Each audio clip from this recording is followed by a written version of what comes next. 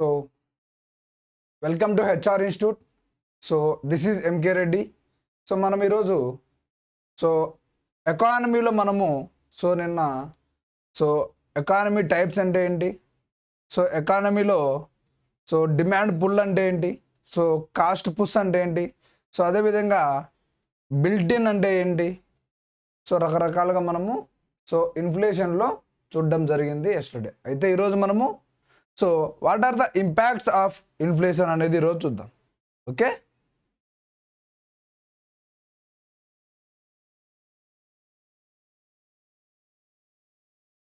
ఈరోజు మనము impact on inflation చూద్దాం. Most important topic.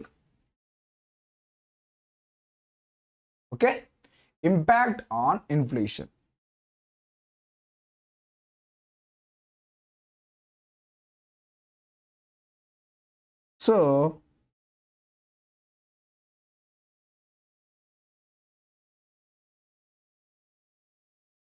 Impact of inflation.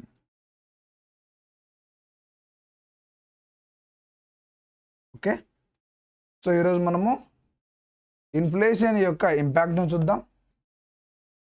ఇక్కడ మనము ఇంపాక్ట్ ఆఫ్ ఇన్ఫ్లేషన్ అనేది చూస్తే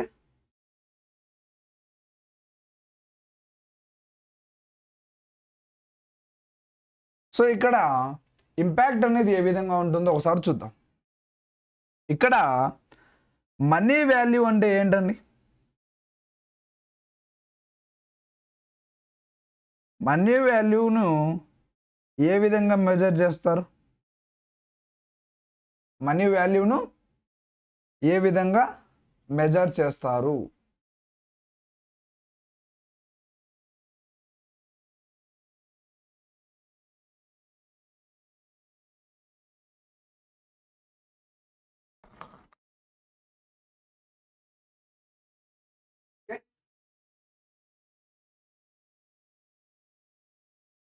మనీ వాల్యూని ఏ విధంగా మెజర్ చేస్తారు అనేది ఇప్పుడు చూద్దాం.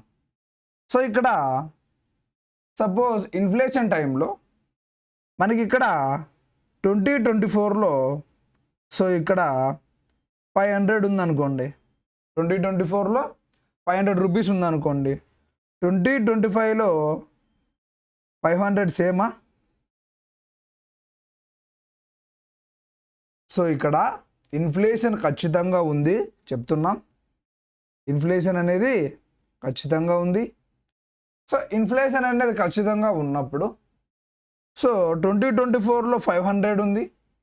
2025లో 500 ఉంది. అంటే ఇక్కడ 2024లో ఉన్నటువంటి 500, అదేవిధంగా 2025లో ఉన్నటువంటి 500 సేమా అంటే సేమ్ కాదు. ఓకే, ఎందుకంటే ఇక్కడ ఇన్ఫ్లేషన్ ఉంది. ఓకే, ఇన్ఫ్లేషన్ ఉంది. ఇక్కడ ఇన్ఫ్లేషన్ సపోజ్ ఒక 10% వేసుకున్నా కానీ మనం ఇక్కడ 10% వేసుకున్నా ఇక్కడ 500లో 10% అంటే ఎంత? 50. మనకి 2025కి 500 యొక్క వాల్యూ ఎంత అంటే 550 అని చెప్తాం. ఓకే, 550గా చెప్తాం. ఇక్కడ మనీ వాల్యూని ఏ విధంగా మెజర్ చేస్తారు? ఇంపాక్ట్ ఆఫ్ ఇన్ఫ్లేషన్ అనేది చూస్తున్నాం. 2024లో ఉన్నటువంటి 500, అదేవిధంగా 2025లో ఉన్నటువంటి 500 సేమా అంటే సేమ్ కాదు. ఎందుకంటే ఖచ్చితంగా ఇన్ఫ్లేషన్ ఉంటుంది. ఇన్ఫ్లేషన్ టైంలో సపోజ్ మనకి 10% ఇన్ఫ్లేషన్ ఉన్నా కానీ 500 అనేది 2025 కల్లా 550 వాల్యూ అవుతుంది. అంటే ఇక్కడ చూసుకుంటే 2024 నుంచి 2025కి తీసుకుంటే మనకి మనీ వాల్యూ అనేది ఇంక్రీజ్ అవుతూ వస్తుంది. ఓకే, ఇక్కడ మనీ వాల్యూ అనేది ఏ విధంగా చూస్తారు అంటే మనీ వాల్యూ అనేది కాన్స్టాంట్గా ఉండదు. మనీ వాల్యూ అనేది కాన్స్టాంట్గా ఉండదు. ఏ విధంగా మెజర్ చేస్తారు అనేది మనకి ఇక్కడ most important.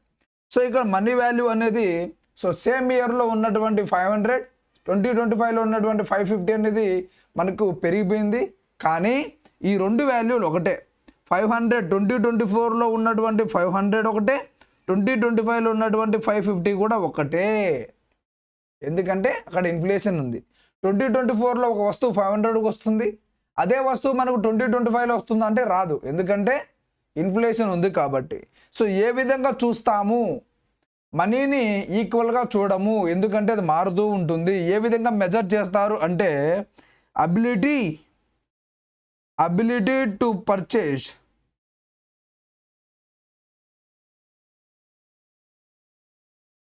What you are required. Money అనేది కాన్స్టాంట్గా ఉండదు. మనీ అనేది కాన్స్టాంట్గా ఉండదు. ఎందుకు కాన్స్టాంట్గా ఉండదు? ఖచ్చితంగా ఇన్ఫ్లేషన్ అనేది ఉంటుంది. 2024లో 500 ఈజ్ ఈక్వల్ టు 2025లో 550, ఆ రెండు వాల్యూలే ఈక్వల్. కానీ ఇక్కడ ఏ విధంగా మెజర్ చేస్తారు అంటే పర్చేజ్ కెపాసిటీ ఉందా లేదా అనేది మనీ వాల్యూని మెజర్ చేస్తుంది. నువ్వు అనుకున్న దాన్ని నువ్వు కొంటున్నావా లేదా, దాన్ని మనం ఇక్కడ మనీ వాల్యూని మెజర్ చేస్తున్నాం. అబిలిటీ టు పర్చేజ్, నువ్వు ఏదైతే అనుకుంటున్నావో దాన్ని నువ్వు పర్చేజ్ చేయగలుగుతున్నావా లేదా. 500 ఈజ్ ఈక్వల్ టు 550. సో ఖచ్చితంగా ఇన్ఫ్లేషన్ ఉంది కాబట్టి ఆ రెండు వాల్యూస్ ఈక్వల్ అవుతాయి. సో ఎప్పుడైతే నువ్వు పర్చేజ్ కెపాసిటీ, సో మనకు ability to purchase to fulfil your needs, నీ నీడ్స్ని ఫుల్ఫిల్ చేసుకునే దానికి సో నీకు అబిలిటీ ఉందా లేదా అనేది ఇక్కడ చూస్తాం. సో ఇక్కడ ఇన్ఫ్లేషన్ టైంలో సో మనకు ప్రైసెస్ ఏమవుతాయి? పెరుగుతాయి. ఖచ్చితంగా ఇన్ఫ్లేషన్ టైంలో ప్రైసెస్ ఏమవుతాయి? పెరుగుతాయి. సో ఎప్పుడైతే పెరుగుతాయో సో మనకు పర్చేసింగ్ పవర్ ఏమవుతుంది?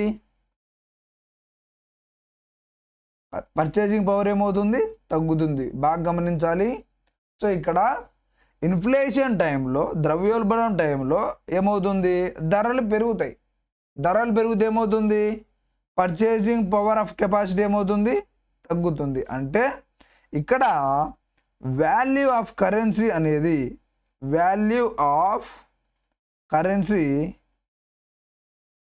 డ్యూరింగ్ ఇన్ఫ్లేషన్ అనేది ఇక్కడ చూస్తాం. Value of currency during inflation టైంలో value of currency during inflation టైంలో మనకి సో వాల్యూ ఆఫ్ కరెన్సీ అనేది సో మనకు ఫాల్స్ డ్యూరింగ్ ఇన్ఫ్లేషన్ టైంలో మన రూపీ వాల్యూ ఏమవుతుంది? డౌన్ అవుతుంది. అది ఇక్కడ మనం చూస్తున్నాం. Value of currency during inflation అంటే మీరు ఆన్సర్ చేయాలి ఇట్ ఫాల్స్ అని. ఓకే, అప్పుడేమవుతుంది? పర్చేసింగ్ పవర్ ఏమవుతుంది? తగ్గిపోతుంది. ధరలు పెరుగుతూ పోతే పర్చేసింగ్ పవర్ ఏమవుతుంది? పెరిగిపోతుంది. So value of currency during inflation falls అని చెప్తాం. ఓకే, సో ఇక్కడ ఒక మనీ వాల్యూ అనేది మెజర్ చేసేటప్పుడు సో మనీ అనేది తీసుకోము. సో ఆ వస్తువుని మనం కొంటున్నామా లేదా అనే కెపాసిటీని చూస్తాము. ఓకే, ఎందుకంటే మనీ అనేది కాన్స్టాంట్గా ఉండదు, ఇట్ వ్యారీస్ అని చెప్తాం. 2024లో 500 ఈజ్ ఈక్వల్ టు 2024లో 550గా చెప్తాం ఎగ్జాంపుల్కి. సో 500 ఈక్వల్గా ఉండదు, 500 ఈజ్ ఈక్వల్ టు 550గా చెప్తాం, ఎందుకంటే ఇన్ఫ్లేషన్ ఉంది కాబట్టి. సో ఇక్కడ ఇప్పుడు ఇంపాక్ట్ అనేది చూసాం కదా. సో ఇంపాక్ట్లో ఇప్పుడు ఇన్ఫ్లేషన్ వల్ల సో ఇక్కడ ప్రాఫిటబుల్ ఉండేవాళ్ళు ఎవరు, ప్రాఫిట్ పొందేవాళ్ళు ఎవరు, సో లాస్ వచ్చేది ఎవరికి ఒకసారి చూద్దాం.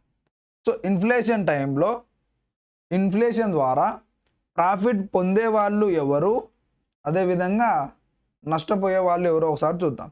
సో ఇక్కడ క్రెడిటార్స్ నష్టపోతారు. ఏంటిది? క్రెడిటార్స్ ఎందుకు నష్టపోతారు అంటే, అప్పు ఇచ్చేవాళ్ళు ఎందుకు నష్టపోతారు అంటే, సో ఇక్కడ మనకి ఇక్కడ క్రెడిటార్స్ నష్టపోతున్నారంటే ఏమని అర్థము? డెబ్టార్స్ అప్పు తీసుకునే వాళ్ళు మనకి ఇక్కడ లాభం పొందుతున్నారు. ఎందుకంటే సపోజ్ ఒక ఏ అనే పర్సను సో బికి ఒక 10K అమౌంట్ ఇచ్చాడు అనుకోండి. 10K అమౌంట్ ఇచ్చాడు. సో ఏ అనే పర్సను బికి 10,000 అప్పు ఇచ్చాడు అనుకోండి. సో మనకి ఇక్కడ మనం ఏమని చెప్పాం? సో సపోజ్ 2024లో ఇచ్చాడు. సో అది 2024లో 2025లో తిరిగి ఇవ్వాలి. సో ఇక్కడ మనం ఏమని చెప్పాము? సో 10K అనేది సో ఇన్ఫ్లేషన్ వల్ల 10% పెరగడం వల్ల మనకి ఇక్కడ సో 11,000 అవుతుంది. ఓకే, 11K అనేది అవుతుంది. ఇక్కడ ఏమని అర్థము? 10K ఈజ్ ఈక్వల్ టు 11Kనే కదా. 10K is equal to 11K. So ఇక్కడ 10% పెరిగింది. 10% పెరిగింది. ఇన్ఫ్లేషన్ ఆల్రెడీ 10% ఉంది. సో 2024లో 10,000 ఈజ్ ఈక్వల్ టు 2025లో 11,000. కానీ ఇక్కడ డెప్టర్స్ ఈయన అప్పు తీసుకున్న అతనికి బెనిఫిట్, ఎందుకంటే ఈయన ఇంట్రెస్ట్ పే చేయలేదు. ఎందుకంటే సో ఇక్కడ 10,000 అనేది 11,000కి ఈక్వల్గా ఉంది. ఓకే, 1 ఇయర్ మారే కొద్దీ 10,000 అనేది 11,000కి ఈక్వల్గా ఉంది. సో ఈయనకు ఏం ప్రాఫిట్ వచ్చింది? సో ఇన్ఫ్లేషన్ టైంలో సో 10% అనేది ఉంటే సో 10% ఉంటే 10,000 మీద 1,000 అవుతుంది. సో ఇక్కడ మనకి 11,000 అవుతుంది. సో ఇక్కడ ఇంట్రెస్ట్ అనేది సో మనకు రాలేదు. అందుకే ఇక్కడ అప్పు తీసుకున్నటువంటి వ్యక్తి ఇన్ఫ్లేషన్ టైంలో ఎక్కువ లాభం పొందుతాడు.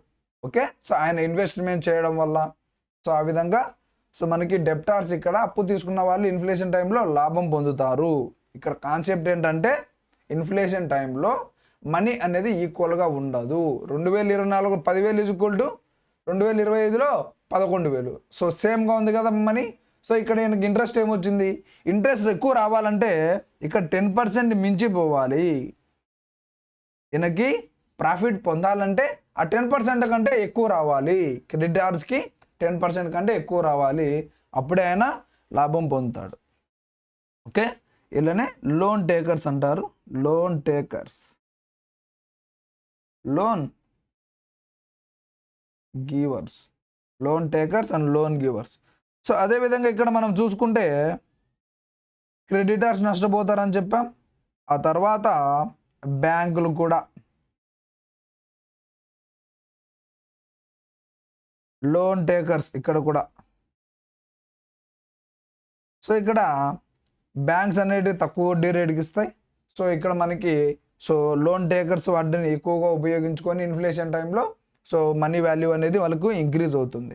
సో ఆ తర్వాత శాలరీడ్ పర్సన్స్.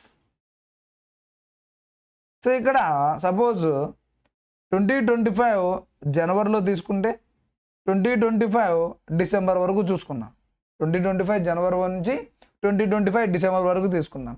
సో శాలరీడ్ పర్సన్కి ఫిక్స్డ్ ఇన్కమ్ ఉంటుంది. శాలరీడ్ పర్సన్కి ఫిక్స్డ్ ఇన్కమ్ ఉంటుంది. సపోజ్ ఒక 30K అనుకోండి, 30,000 వస్తుంది అనుకోండి ఒక శాలరీడ్ పర్సన్కి.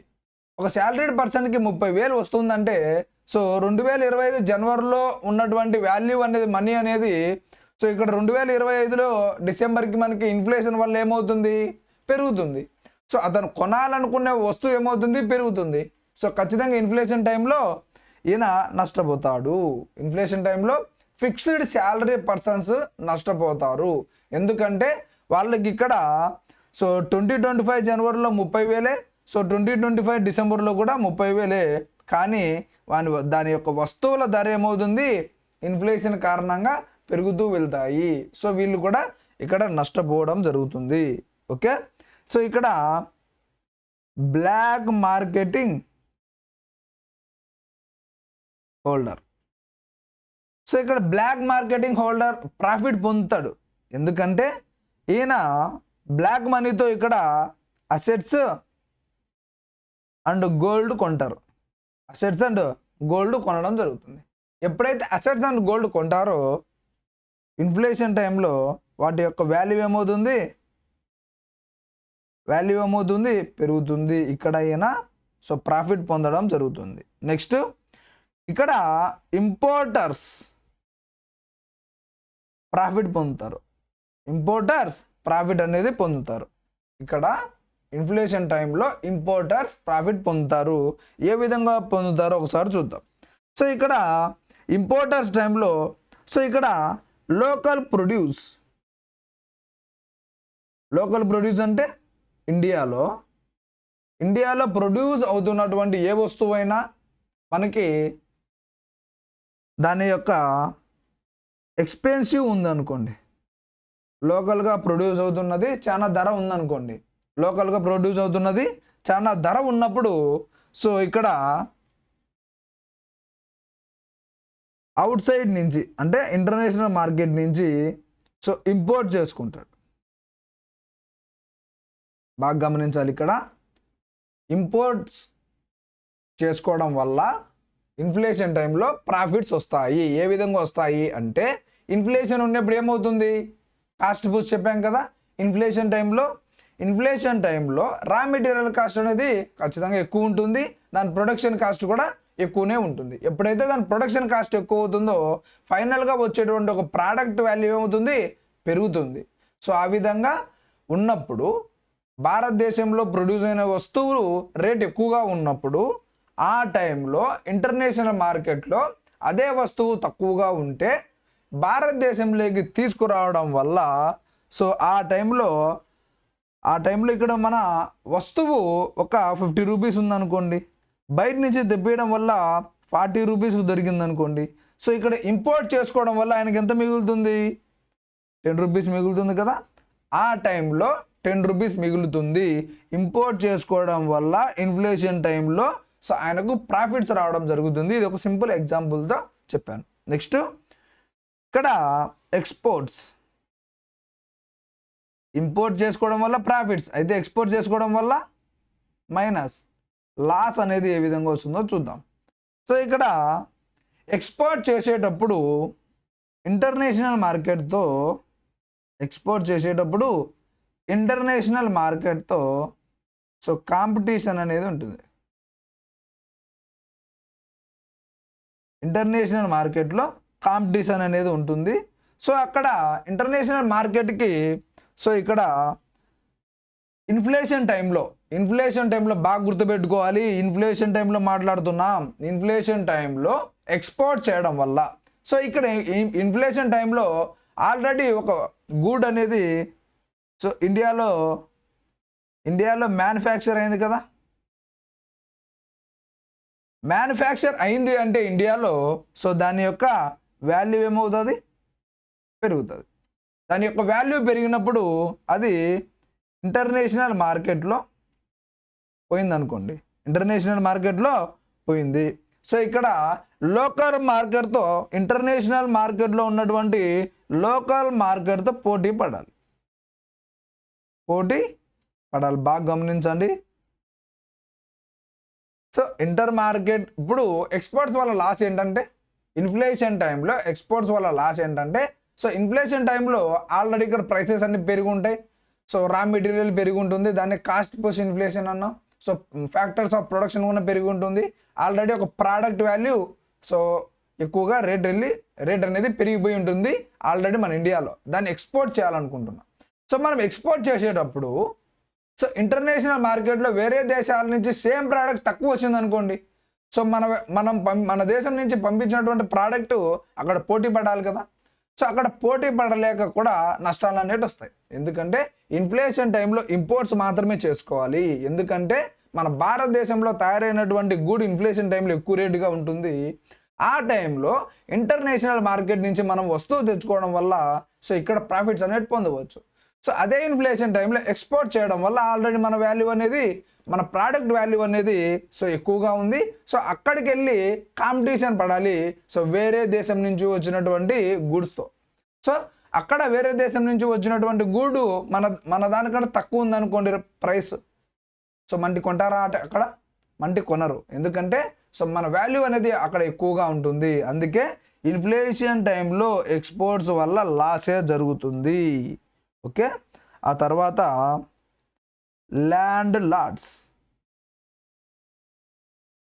ఇక్కడ ల్యాండ్ లార్డ్స్ ప్రాఫిట్స్ పొందుతారు, స్మాల్ ల్యాండ్ లార్డ్స్ నష్టపోతారు. సో ఇక్కడ ల్యాండ్ లార్డ్స్ మనకు ప్రాఫిట్ పొందుతారు, స్మాల్ ల్యాండ్ లార్డ్స్ చిన్న భూస్వాములు నష్టపోతారు. ఓకే, ఆ తర్వాత ఇక్కడ exchange rates. So most important exchange rates వల్ల సో ఇక్కడ కూడా లాసే. ఏ విధంగా లాస్ వస్తుందో ఒకసారి చూద్దాం. ఎక్స్చేంజ్ రేట్ వల్ల ఇన్ఫ్లేషన్ టైంలో బాగా గుర్తుపెట్టుకోవాలి. ఇన్ఫ్లేషన్ టైంలో ఎక్స్చేంజ్ రేట్స్. సో ఇన్ఫ్లేషన్ టైంలో ఏమని చెప్పాను? సో రూపీ వాల్యూ అనేది ఫాల్స్. రూపీ వాల్యూ అనేది ఫాల్స్. డాలర్ వాల్యూ ఏమవుతుంది? హైగా ఉంటుంది. హైగా ఉంటుంది. సో ఇన్ఫ్లేషన్ వాల్యూలో సో ఇక్కడ ఇన్ఫ్లేషన్ టైంలో బాగా గమనించాలి. ఇన్ఫ్లేషన్ టైంలో during inflation foreign person sold our rupee. Foreign person మన ఇన్ఫ్లేషన్ టైంలో ఫారెన్ పర్సన్ రూపీని అమ్మేస్తాడు. ఎప్పుడైతే ఏ దాన్ని అయితే అమ్ముతాడో దానికి డిమాండ్ పడిపోతుంది. Okay, demand less. సో అక్కడ అండ్ టేకెన్ దేర్ డాలర్.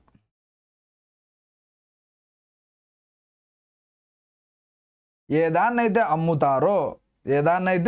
అమ్ముతారో దాని యొక్క వాల్యూ అనేది పడిపోతుంది. అందుకే ఇన్ఫ్లేషన్ టైంలో రూపీని అమ్మడం వల్ల రూపీ వాల్యూ తగ్గిపోతుంది. బాగా గమనించాలి. ఇన్ఫ్లేషన్ టైంలో రూపీని అమ్మడం వల్ల రూపీ వాల్యూ ఫాలో అవుతుంది. రూపీని అమ్మడం వల్ల అతనికి ఏమొస్తాయి? డాలర్స్ వస్తాయి. డాలర్ వాల్యూ అనేది స్ట్రాంగ్ అవుతుంది. ఇక ఇక్కడ చెప్తాం. ఓకే, సో ఇక్కడ సింపుల్గా చూడడం జరిగింది. సో ఇక్కడ సో ఎక్స్చేంజ్ రేట్లలో ఇన్ఫ్లేషన్ టైంలో ఎక్స్చేంజ్ చేయడం వల్ల మన రూపీని ఏ దాన్నైతే అమ్ముతారో దానికి డిమాండ్ ఉండదు. దేన్నైతే అమ్ముతారో దానికి డిమాండ్ ఉండదు, దాని వాల్యూ పడిపోతుంది. సో ఈ విధంగా ఇన్ఫ్లేషన్ టైంలో ఎవరికి ప్రాఫిట్స్ వస్తాయి, ఎవరికి లాసెస్ వస్తాయని చూసాం. సో ఇక్కడ ప్రాఫిట్స్ ఎవరు పొందుతారంటే బిజినెస్ మ్యాన్స్. సో ఇక్కడ కన్జ్యూమర్స్ లాస్ అవుతారు కదా, కన్జ్యూమర్స్. సో ఫైనల్ గుడ్ని ఎవరు కొనేది? కన్జ్యూమరే కదా. సో ప్రైసెస్ ఎక్కువ ఉన్నప్పుడు కొనడం వల్ల సో లాస్ అవుతారు. సో అదేవిధంగా పెన్షనియర్స్ ఆల్రెడీ చెప్పాను. ఫిక్స్డ్ ఇన్కమ్ ఎవరికైతే ఉంటుందో వాళ్ళంతా డ్యూరింగ్ ఇన్ఫ్లేషన్ టైంలో ఫిక్స్డ్ ఇన్కమ్ ఉండడం వల్ల సో లాస్ అవుతారు. ఎందుకు లాస్ అవుతారు? సో ఒక టైం పీరియడ్లో ఉన్నటువంటి money value so next time period వచ్చేకల్లా సో ఇన్ఫ్లేషన్ వల్ల మనకి సో ప్రైస్ అనేది వ్యారీ అవుతుంటుంది. ఫిక్స్డ్ ఇన్కమ్ వల్ల సో దాన్ని పర్చేజ్ చేయలేకపోతారు. So ability to purchase, money వాల్యూని ఏ విధంగా మెజర్ చేస్తారు? అబిలిటీ టు పర్చేజ్, దాన్ని కొనగలుగుతున్నారా లేదా అనేది చూస్తారు. ఓకే, సో ఇక్కడ మనము ఇంకొక ఇంట్రెస్టింగ్ టాపిక్ చూద్దాం. సో ఇప్పుడు రకరకాల కారణాలు చూసాం. ఇన్ఫ్లేషన్ పెరగడానికి కారణాలు చూసాం. సో దానికి ప్రాఫిట్స్ ఎవరు పొందుతారు, సో లాసెస్ ఎవరికి వచ్చాయి చూసాం. అయితే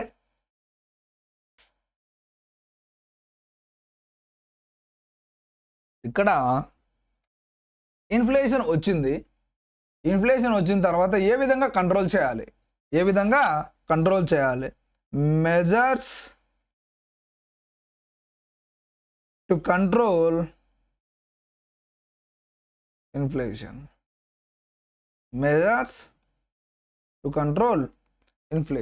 ఇన్ఫ్లేషన్ని కంట్రోల్ చేయడానికి ఉన్నటువంటి మెజర్స్ ఏంటో ఇప్పుడు చూద్దాం. Okay, so measures to control inflation. So measures ఏమున్నాయి? ఆర్బీఐ ద్వారా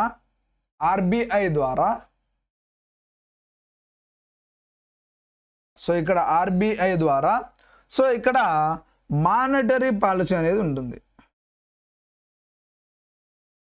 మోస్ట్ ఇంపార్టెంట్. నెక్స్ట్ మనం చూడబోయే టాపిక్ మానిటరీ పాలసీనే. సో ఇక్కడ ఆర్బీఐ అనేది మానిటరీ పాలసీ ద్వారా సో ఇక్కడ గవర్నమెంట్ ఆఫ్ ఇండియా అనేది ఫిస్కల్ పాలసీ ద్వారా. Most important. ఇక్కడ మీరు బాగా గమనిస్తే ఇన్ఫ్లేషన్ టైంలో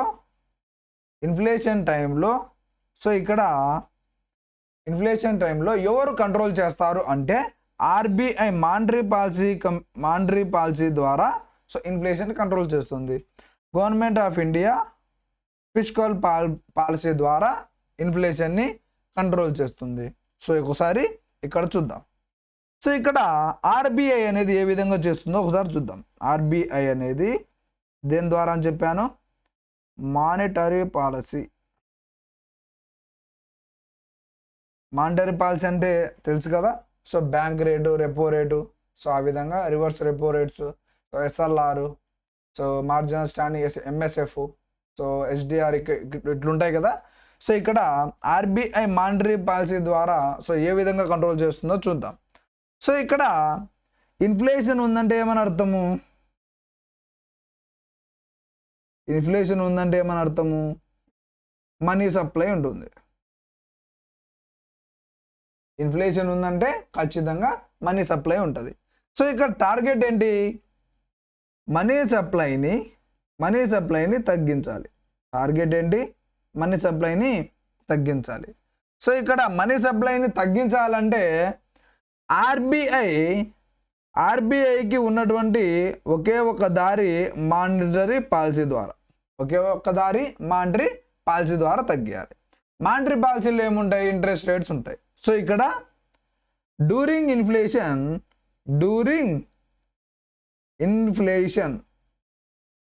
ఇన్ఫ్లేషన్ టైంలో ఆర్బీఐ అనేది ఏం చేస్తుంది అంటే మనీ సప్లైని తగ్గించడానికి ఆర్బీఐ అనేది మానిటరీ పాలసీ ద్వారా ఇంట్రెస్ట్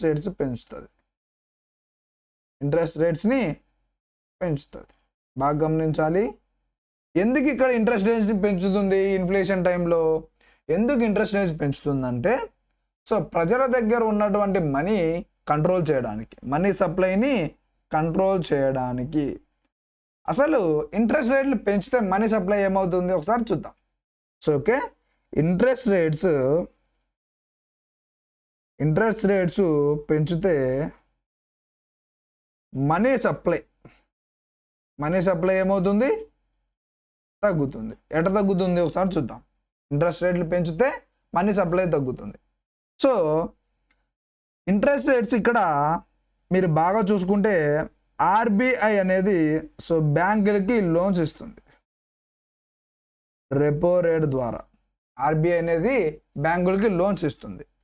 సో ఇక్కడ బ్యాంకులు సో ఇంట్రెస్ట్ రేట్ అనేది తక్కువగా ఉంటే బాగా గమనించాలి. సో ఒక ఇంట్రెస్ట్ రేట్ ఇస్తుంది, దాన్నే రెపో రేట్ అంటాం. ఓకే, రీపర్చేస్ ఆప్షన్ రేట్ అంటాం. సో ఆర్బీఐ అనేది బ్యాంకులకి ఇచ్చేటి ఇంట్రెస్ట్ రేట్ తక్కువగా ఉంటే సో బ్యాంకులు తీసుకునే లోన్స్ ఎక్కువ అవుతాయి. సో ఆ విధంగా ఇంట్రెస్ట్ రేట్స్ తక్కువ ఉంటే లోన్స్ ఎక్కువ అవుతాయి. అదే ఇంట్రెస్ట్ రేట్స్ అనేటివి ఎక్కువగా ఉంటే ఏమవుతుంది? లోన్స్ అనేటివి ఏమవుతాయి? తగ్గుతాయి. సో బ్యాంక్స్కి ఇచ్చే లోన్స్ ఏమవుతాయి? తగ్గుతాయి. ఎప్పుడైతే బ్యాంక్స్కి ఇచ్చే లోన్స్ తగ్గుతాయో సో బ్యాంక్స్ పీపుల్కి ఇచ్చే లోన్స్ కూడా తగ్గుతాయి. సో పీపుల్కి లోన్స్ తగ్గితే మనీ ఫ్లో ఏమవుతుంది? ప్రజల దగ్గర తగ్గుతుంది. సో అప్పుడు ఇన్ఫ్లేషన్ని ఆర్బీఐ ఇంట్రెస్ట్ రేట్స్ పెంచడం ద్వారా కంట్రోల్ చేసింది చెప్తాం. అర్థమైంది కదా. సో ఇన్ఫ్లేషన్ టైంలో ఆర్బీఐ బ్యాంకులకు ఇచ్చేటటువంటి వడ్డీ రేటుని పెంచడం ద్వారా బ్యాంకులు ప్రజలకు ఇచ్చే వడ్డీ రేట్లు కూడా పెరుగుతాయి. ఆ టైంలో పీపుల్ లోన్స్ తగ్గితే ప్రజలు ఇంట్రెస్ట్ రేట్స్ పెరిగితే బ్యాంకులు ఇప్పుడు ఆర్బీఐ ఇచ్చే రెపో రేట్ అంటే ఇంట్రెస్ట్ రేట్ అనేది పెరిగితే బ్యాంకులు తీసుకుంటాయి లోన్స్ టెండెన్సీ తక్కువగా తీసుకుంటాయి కదా. సో బ్యాంకులు కూడా ఇంట్రెస్ట్ రేట్లు పెంచాయి అనుకోండి, ప్రజలు తీసుకుంటారు. ఇంట్రెస్ట్ రేట్స్ ఎక్కువ ఉంటే ప్రజలు తీసుకుంటారు, తగ్గుతాయి. ఖచ్చితంగా లోన్స్ అనేవి ప్రజలు తీసుకునేవి తగ్గుతాయి. ఎప్పుడైతే తగ్గుతాయో అప్పుడు ప్రజల దగ్గర మనీ ఫ్లో ఏమవుతుంది? మనీ ఫ్లో తగ్గుతుంది. మనీ ఫ్లో తగ్గిందంటే ఆటోమేటిక్గా ఏమని అర్థము, ఇన్ఫ్లేషన్ తగ్గింది, మనీ సప్లై తగ్గింది. సో ఆ విధంగా RBI interest rates monetary policy ద్వారా ఇంట్రెస్ట్ రేట్లు పెంచడం ద్వారా సో ఈ విధంగా జనరేట్ అనేది అవుతుంది. ఓకే, ఆ తర్వాత మళ్ళీ ఇక్కడ మనకు గవర్నమెంట్ ఆఫ్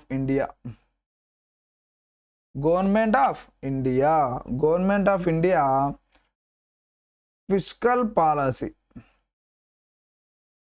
ఓకే, సో ఈ కాన్సెప్ట్ అనేది ఆల్రెడీ మీకు చెప్పడం జరిగింది. సో ఒకసారి సింపుల్గా చూద్దాం. సో ఇక్కడ మీకు ఆల్రెడీ చెప్పాను, ఇన్ఫ్లేషన్ అనేది గవర్నమెంట్ ద్వారా ఎట్లా వస్తుందో చూద్దాం. ఇక్కడ గవర్నమెంట్ అనేది డెవలప్మెంటల్ యాక్టివిటీ చేసింది అనుకోండి. ఇన్ఫ్లేషన్ అనేది ఏ విధంగా వస్తుందంటే గవర్నమెంటల్ యాక్టివిటీస్ ద్వారా డెవలప్మెంట్ యాక్టివిటీస్ ఎక్కువ చేసి, అదేవిధంగా వెల్ఫేర్ స్కీమ్స్ కూడా ఎక్కువ చేసింది అనుకోండి. పీపుల్ దగ్గర మనీ ఫ్లో ఏమవుతుంది, పెరుగుతుంది. పెరుగుతుంది. సో ఈ మనీ ఫ్లోను తగ్గించాలంటే సో ఇక్కడ గవర్నమెంట్ ద్వారా చేసేదే ఫిస్కల్ పాలసీ. సో ఇక్కడ ఏం చేయాలి, గవర్నమెంట్ ఏం చేయాలి, సో ఇవి స్టాప్ చేయాలి. గవర్నమెంట్ ఎక్స్పెండిచర్ అనేది స్టాప్ చేయాలి. గవర్నమెంట్ ఎక్స్పెండిచర్ స్టాప్ చేస్తే ఏమవుతుంది, మనీ ఫ్లో తగ్గుతుంది.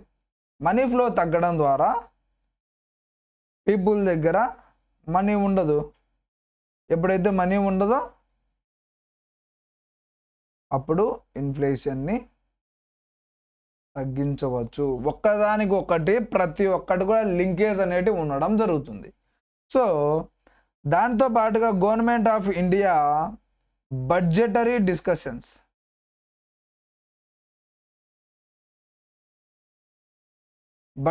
డిస్కషన్స్ అంటే ఏంటి, ఈ government of India fiscal policy అంటే గవర్నమెంట్కి ఇన్కమ్ అండ్ ఎక్స్పెండిచర్నే సో ఫిస్కల్ పాలసీ అంటాం. సో ఇక్కడ బడ్జెటరీ డిస్కషన్స్లో మనకు సో కొన్ని డిసిజన్స్ అనేటివి తీసుకోవడం జరుగుతుంది. ఏ డిసిజన్స్, ఇన్కమ్ ట్యాక్స్ అంటే ఎగ్జాంపుల్ డైరెక్ట్ ట్యాక్సెస్కి ఎగ్జాంపుల్. డైరెక్ట్ ట్యాక్సెస్ అనేటివి పెంచడం ద్వారా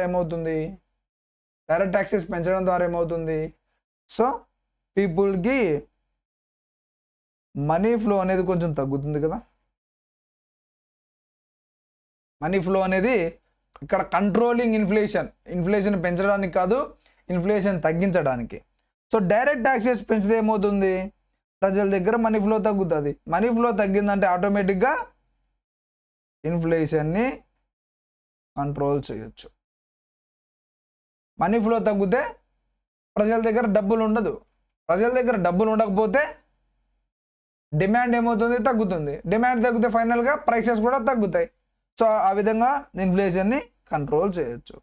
ఇన్కమ్ ట్యాక్స్ని పెంచడం ద్వారా అంటే డైరెక్ట్ ట్యాక్స్ని పెంచడం ద్వారా ఇన్ఫ్లేషన్ని కంట్రోల్ చేయొచ్చు. ఎందుకంటే ప్రజల దగ్గర డబ్బులు ఉండకపోతే సో డిమాండ్ ఏమవుతుంది, గుడ్స్ అండ్ సర్వీస్కి తగ్గిపోవడం వల్ల ధరలు కూడా తగ్గిపోతాయి. ఫైనల్గా ఇన్ఫ్లేషన్ని కంట్రోల్ చేయొచ్చు. సో ఇక్కడ నెక్స్ట్ చూసుకుంటే డైరెక్ట్ ట్యాక్సెస్ని పెంచడం ద్వారా ఇన్ఫ్లేషన్ని కంట్రోల్ చేయొచ్చు. ఇండైరెక్ట్ ట్యాక్స్ నిన్ననే చెప్పాను, ఇది ఇండైరెక్ట్ ట్యాక్సెస్ తగ్గించడం ద్వారా మోస్ట్ ఇంపార్టెంట్. ఇండైరెక్ట్ ట్యాక్స్ని పెంచితే ఏమవుతుంది, మనీ ఫ్లో ఎక్కువ అవుతుంది. బాగా గమనించాలి. ఇండైరెక్ట్ ట్యాక్స్ని పెంచితే ఇన్ఫ్లేషన్ అనేది ఎక్కువ అవుతుంది. ఇండైరెక్ట్ ట్యాక్సెస్ని పెంచితే ఇన్ఫ్లేషన్ అనేది ఎక్కువ అవుతుంది. అందుకే ఇండైరెక్ట్ ట్యాక్స్ని తగ్గించడం ద్వారా టు కంట్రోల్ ఇన్ఫ్లేషన్, డైరెక్ట్ ట్యాక్స్ను పెంచడం ద్వారా ఇండైరెక్ట్ ట్యాక్స్లను తగ్గించడం ద్వారా to control inflation most important.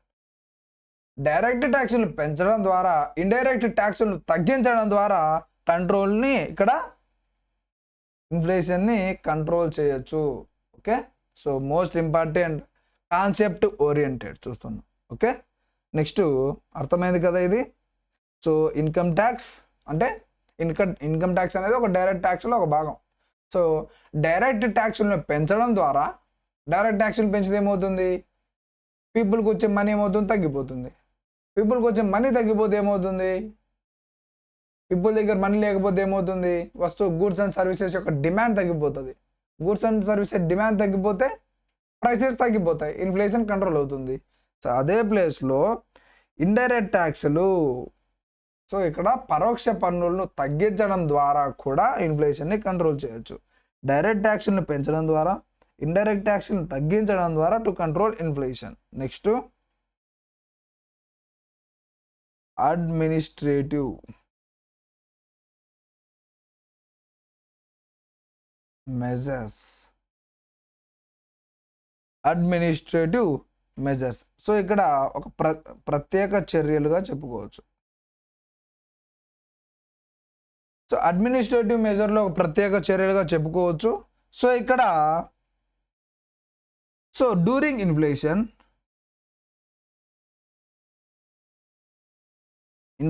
టైంలో, ఇన్ఫ్లేషన్ ఉన్న టైంలో, సో ఇక్కడ prices of goods and services తగ్గాలంటే, బాగా గమనించాలి, ఇన్ఫ్లేషన్ టైంలో during inflation prices of goods and services తగ్గాలి అంటే, సో ప్రభుత్వం చేసే కార్యకలాపాలు ఏ విధంగా ఉంటాయో ఒకసారి చూద్దాం. సో ఇక్కడ ఖచ్చితంగా prices of goods and services తగ్గాలంటే ఏం చేయాలి, ఫస్ట్ పాయింట్ తగ్గాలంటే సప్లైని పెంచాలి. Most important goods and services.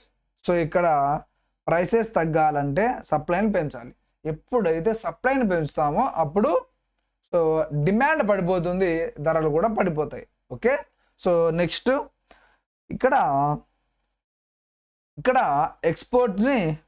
ఎక్స్పోర్ట్స్ని control చేయడం వల్ల కూడా. ఓకే, సో ఇక్కడ సప్లైని పెంచాలంటే ఏం చేయాలా, సప్లైని పెంచాలంటే ఎక్స్పోర్ట్స్ని కంట్రోల్ చేయాలా. సో ఇక్కడ ఎక్స్పోర్ట్ చేసేంత ప్రొడక్షన్ ఉంటే ఏం కాదు, సో ఉన్న ప్రొడక్షన్ని ఎక్స్పోర్ట్ చేయడం వల్ల సప్లై తగ్గిపోతుంది. బాగా గమనించండి, ఉన్నటువంటి సో భారతదేశంలో ఉన్నటువంటి గూడ్స్ అండ్ సర్వీసెస్కి మించి ప్రొడక్షన్ ఉంటే ఎక్స్పోర్ట్ చేస్తే మంచిదే. కానీ సో సప్లై లేనప్పుడు సో ఎక్స్పోర్ట్ చేస్తే ఏమవుతాయి, వాటి యొక్క గూడ్స్ అండ్ సర్వీసెస్ ప్రైసెస్ ఏమవుతాయి, ఉన్నట్టువే బయట ఇంటర్నేషనల్ మార్కెట్కి ఎక్స్పోర్ట్ చేస్తే ఏమవుతుంది, సో దాని యొక్క సో స్కేర్సిటీ ఉంటుంది కదా, కొరత ఉంటుంది కదా, ఆ కొరత ఉన్నప్పుడు ఏమవుతుంది, ఖచ్చితంగా డిమాండ్ అనేది పెరుగుతుంది. డిమాండ్ పెరిగితే ఫైనల్గా ప్రైసెస్ పెరిగితే ఇన్ఫ్లేషన్కి దారి తీస్తుంది. అందుకే ఎక్స్పోర్ట్స్ని కంట్రోల్ చేయాలి, ఎగుమతుల్ని కంట్రోల్ చేయడం వల్ల సప్లై పెరుగుతుంది. సప్లై పెరగడం వల్ల సో గూడ్స్ అండ్ సర్వీసెస్ యొక్క సో మనకు డిమాండ్ తగ్గుతుంది. డిమాండ్ తగ్గి సో ప్రైసెస్ కూడా తగ్గుతాయి. ఫైనల్గా ఇన్ఫ్లేషన్ని కంట్రోల్ చేయొచ్చు. ఇదే ఇక్కడ మనము సో అడ్మినిస్ట్రేటివ్ మెజర్లో చెప్తున్నాం. Next marketing integration scheme. Marketing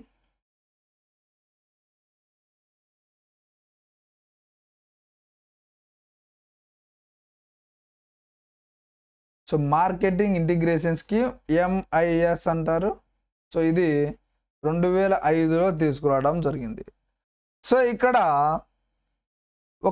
మనము ఇక్కడ సో 2019 సో 20లో తీసుకుంటే 2019 అండ్ 20లో తీసుకుంటే సో ఆనియన్స్ వేయడం జరిగింది. ఆనియన్స్ అనేటి టాప్ రేట్లో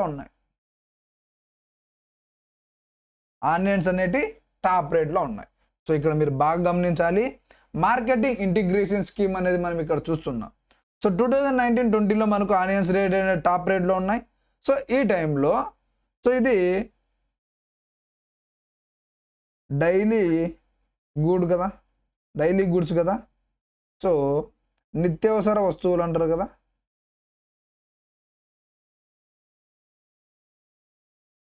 సో నిత్యావసర వస్తువులు సో ఇన్ఫ్లేషన్ కారణంగా ప్రొడక్షన్ సప్లై లేకపోవడం వల్ల ప్రైసెస్ ఏమవుతాయి, పెరిగిపోతాయి.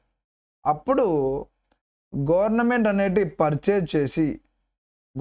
స్టేట్ గవర్నమెంట్ పర్చేస్ చేసి వాటిని మినిమం ప్రైసెస్కి అందిస్తాయి.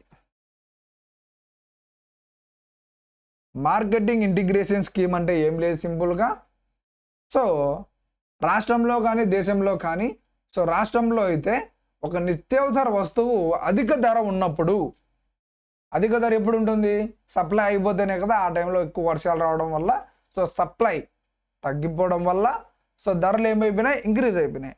ఆ టైంలో నిత్యావసర వస్తువు కాబట్టి గోల్డ్ రేటు పెరిగితే మనకు గవర్నమెంట్ ఇస్తుందా? గోల్డ్కి కాదు, నిత్యావసర వస్తువు డైలీ యూజ్ చేసే ఒక గూడ్ అనుకోండి. సో దాని యొక్క రేటు పెరిగితే స్టేట్ గవర్నమెంట్ ఇన్వాల్వ్ అయ్యి సో దాన్ని రైతుల దగ్గర నుంచి కొని సో ఒక మినిమం తక్కువ రేటుకి సో ఆ రాష్ట్ర ప్రజలకి గవర్నమెంట్ అనేది సప్లై చేయడాన్నే మార్కెటింగ్ ఇంటిగ్రేషన్ స్కీమ్గా చెప్తాం. Next intra monetary group scheme. Intra monetary group scheme ఇది 2011లో సో రంగరాజన్ గారు తీసుకురావడం జరిగింది.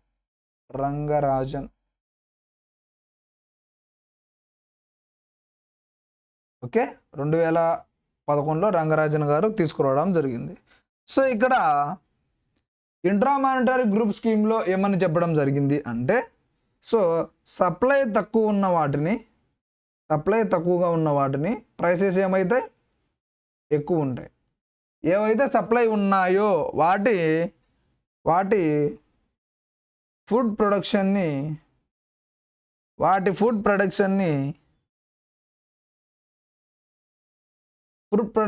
పెంచి, అంటే సప్లైని పెంచి ఏవైతే తక్కువ ఉన్నాయో, ఏ ప్రొడక్షన్ అయితే తక్కువగా ఉందో వాటి యొక్క ఫ్రూట్ ప్రొడక్షన్ని పెంచి సో ప్రైసెస్ని తగ్గించమని చెప్పాడు.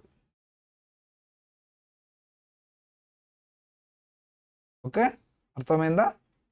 ఇంట్రా మానిటరీ గ్రూప్ స్కీమ్ 2011లో తీసుకొచ్చారు. సో సప్లై లేదు, ప్రైసెస్ పెరిగిపోయినాయి. ఏదైతే సప్లై లేదో బాగా గమనించాలి, ఏదైతే సప్లై లేదో సో దాన్ని ప్రొడక్షన్ పెంచి సో ధరలు తగ్గించమని చెప్పడం జరిగింది. ఓకే, సో ఈ విధంగా ఇంట్రా మానిటరీ గ్రూప్ స్కీమ్ అనేది సో మనకు ఉండడం జరుగుతుంది.